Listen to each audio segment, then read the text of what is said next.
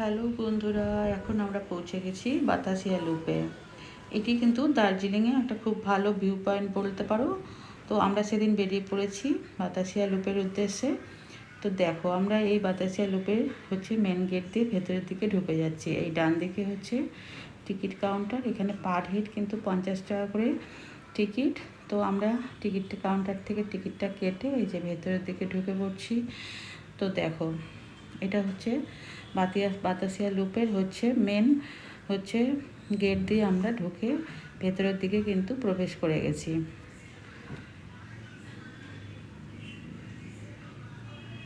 অসাধারণ কিন্তু এর প্রাকৃতিক সৌন্দর্য, তোমরা না দেখলে কেউ বুঝতে পারবে না।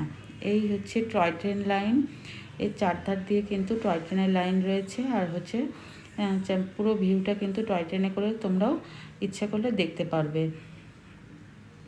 তো দেখো এর ভিউ কত সুন্দর। আশা করি তোমাদের ভিডিওটি ভালো লাগবে। যদি ভালো লাগে একটা লাইক কমেন্ট শেয়ার অবশ্যই করো।